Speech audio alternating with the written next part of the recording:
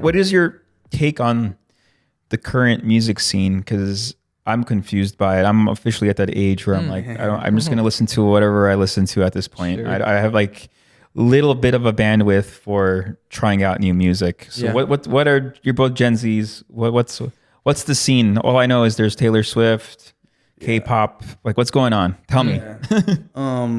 It's really hard to say because it's hard for me to say because I have a little bit of an eclectic kind of music taste, so my version of the music scene is probably spread a little bit thin. But I think that there's the big thing I've noticed is there's this the big push in songwriting right now. It kind of has been for the past 10, maybe even 20 years. It's just like secularism, right? Like get pleasure, get everything you can, get whatever. Some of that was born out of rap, some of it was born out of pop, some of it was et cetera, et cetera.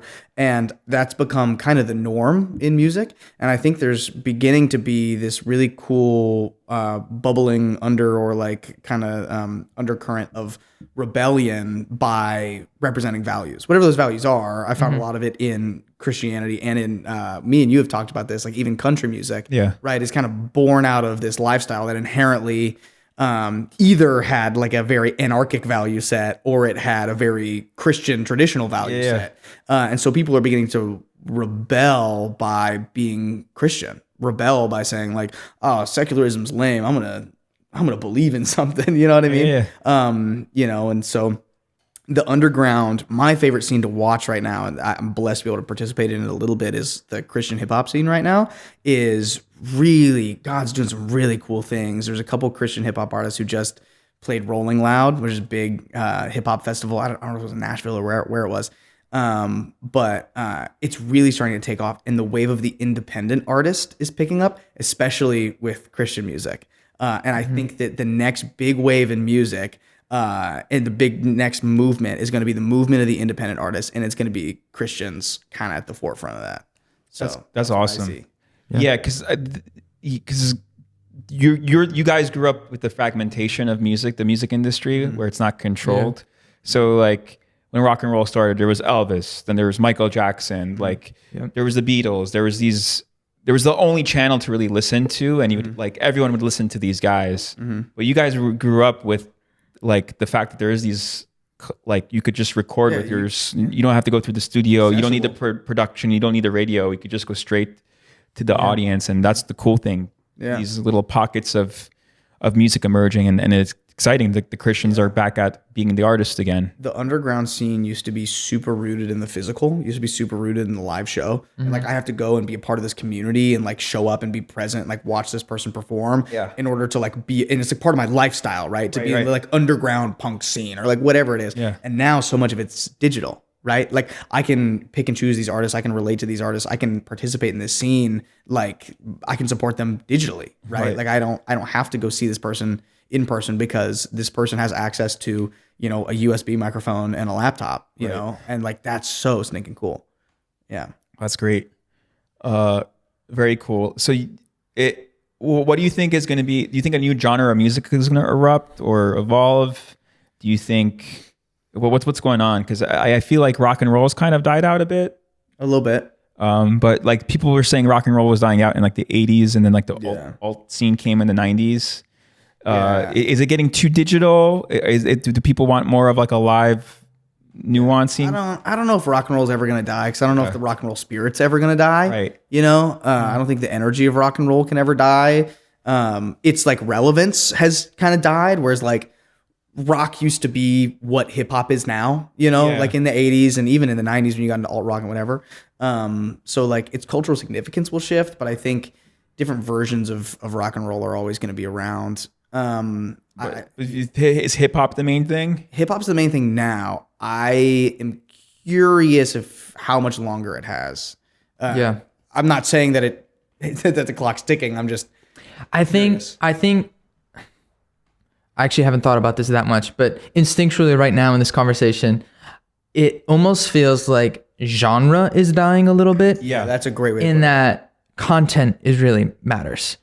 People are getting tired of rinse and repeat pleasure seeking, like you had referenced. And so it's almost like it doesn't matter the genre if the content is really good. And so not content isn't like content creation, but like the content, the value of the song, the what's being spoken. Like people are searching for something that's true, something that's sturdy. And so it's almost like it doesn't matter what flavor it comes in terms of genre, but that content really matters. And your music is an expression because you mix genres Exactly. of it. Yeah. And going back to our conversation about the Christian label, Yeah. it's not even the Christian label that's being put into question. It's like all labels. Is this Labels in general. country? Is this hip hop? Is Yeah. this a mix? Yeah.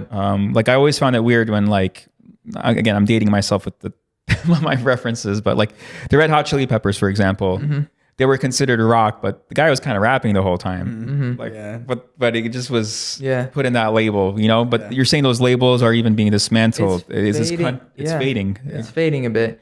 And it'll probably fade and pendulum swing, and then they'll come back really hard in a few decades or something. I don't know, but yeah, there's kind of a new landscape, a little bit, a new horizon. And what communities are forming out of it? Because I feel like that's part of this conversation. Is so like the heavy metal people, there would be like a certain goth culture to them, the punk culture, the hip hop culture, and it's like connected to fashion and some of the other things. Because music is like an expression of the culture. What would be your cultural, like, who are your fans? Like, what kind of culture are you creating in alt-9 music? Yeah. Or because it's so fragmented, you could get whoever across the spectrum. Man, it's good. I don't know. I think of when I think about, so we played the Troubadour 2 years ago now. 23. I mean, yeah. I don't know, a year or two ago. It was in 2023, but it was probably about a year ago. Yeah, we played the Troubadour and the Viper Room. And so I'm just thinking about the people who showed up for that. There's a lot of our church friends and stuff like that. And it was just, people who are like, want to experience true joy. That's what's coming to mind when you ask that question. Like people who are like, I'm just here and I'm not here to just have fun, but like I'm here because there's a sense of joy and a sense of community around this. And I'm here for that. And I'm just coming as I am. That's great. Humbly and where I'm at. And to me, that feels like our audience. Is they present all sorts of different ways, but it's a people group who's like, I'm here and to experience joy. Yeah, but I love what you're saying because it's connected to this, like the sex, rock and roll, the money, the drug kind of the materialistic culture thing that's being brought into question. Now people want to kind of make music about the higher values. That's really like a great way you put it earlier. And it seems like that's what music should do. It should it should transcend. Yeah. The art should help you transcend. Yeah.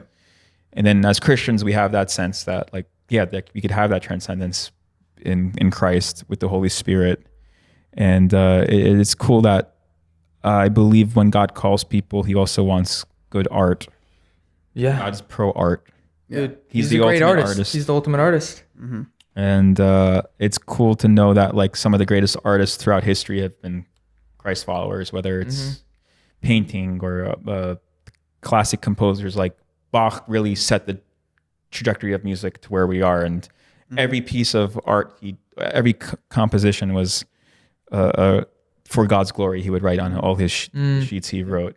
So it's like it's interesting. Just the spirit, the connection to God should be the most beautiful motivator and for us to kind of create art. Yeah. When something you mentioned is like all of these great artists, you mentioned so many different mediums, right? You mentioned the visual, you mentioned the visual, the audio. You look at like athletics, right? Like some of the greatest athletes, in our lifetime are Christians, right? And so I believe that Christians should be at the cutting edge of that. That's exactly why I said kind of at the beginning of this that like Christian is not a genre, right? Like Christian is, if anything, certainly it's a religion, but it also like when you're creating something should be a subject matter, right? Like, what am I creating this for or toward? Which is, opens up an interesting conversation about music genre and transcendence, where it's like, why there's always like, there's Christian rap or there's Christian rock or there's, Christian, Afro funk or whatever it is, right? When I don't think that that's necessary. Like I want to see Christians be like on the cutting edge, creating new genres, new sounds, all this stuff. Because I think that like if we're creating as if we were created like that, that's intense, right? As opposed to creating something that's just substitutionary, right? Like, oh, I can't listen to Ariana Grande because she sings about this, and that's not good for me. So I'm gonna listen to this Christian artist because it's basically just Ariana Grande, but it's Christian. When it's like there's a place for that, and that's awesome. But like I also want there to be people who don't know Christ, who can't help but listen to Christian music because the Christians are doing something so new and so interesting and so different that it's like, whether I'm talking about, you know, sex, drugs, and rock and roll, or, you know, my relationship with God, I have to listen to this because like it's so new and fresh and interesting. Yeah. That's what I would love to see.